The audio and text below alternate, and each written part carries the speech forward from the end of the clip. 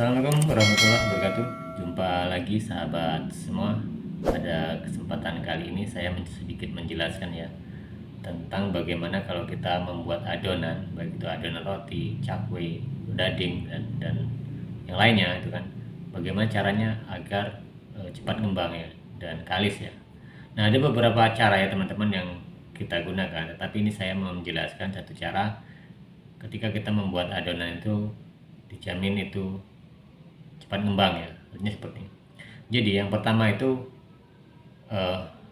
komposisi dari bahan-bahan sendiri ya, terutama yang jangan sampai lupa adalah bahan pokoknya ya, terutama dari tepung, kemudian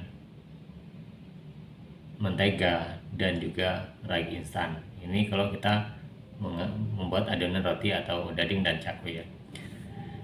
Yang berikutnya adalah teman-teman ya, ketika kita menakar bahan-bahan itu letak atau tempat untuk kita buat adonan itu harus sesuai ya, artinya ketika kita membuat adonan, ruang gerak untuk kita mengadon itu tercukupi ya, atau leluasa ya.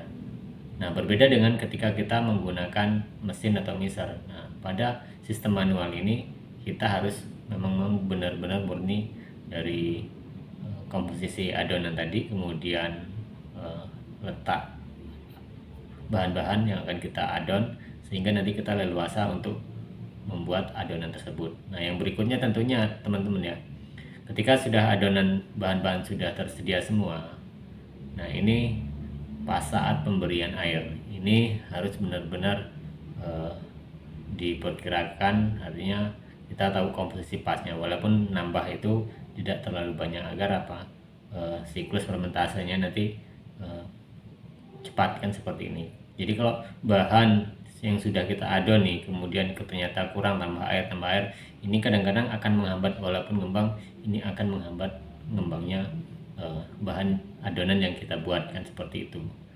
Nah, kemudian ya teman-teman, yang paling dasar adalah cara kita membuat adonnya atau teknik cara mengadonnya. Ini sebenarnya simpel. Ketika bahan-bahan pokok tadi sudah, bahan bakunya sudah tersedia semua, kemudian tata ruangnya di dalam tempat kita ngadon leluasa, artinya seperti itu.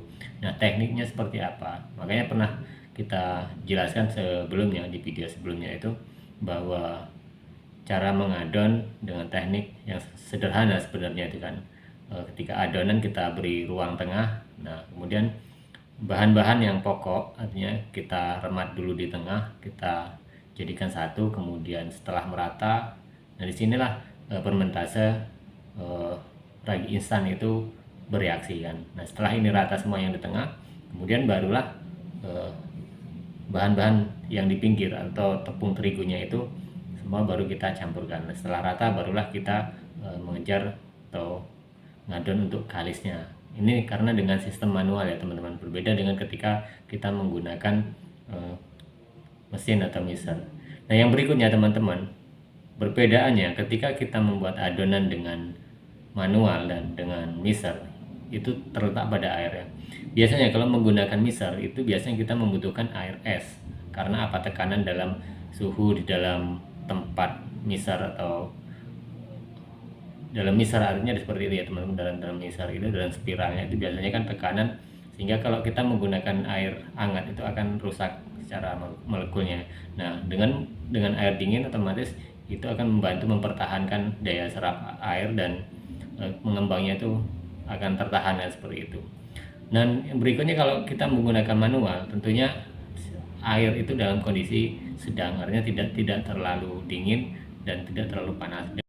Dengan air yang agak hangat itu akan mempengaruhi cepatnya ngembang atau reaksi permipan atau ragi instan yang kita gunakan itu akan lebih cepat bereaksi kan seperti itu. Jadi itu beberapa hal tadi ya teman-teman, ketika kita membuat adonan memang harus perlu diperhatikan agar bahan-bahan yang kita buat adonan itu cepat bereaksi dan kemudian ngembang. Kemudian dengan teknik tersebut pun itu akan cepat kalis ya. Jadi itu saja teman-teman, sedikit penjelasan dari saya. Terima kasih dan berjumpa lagi di video dan tayangan berikutnya.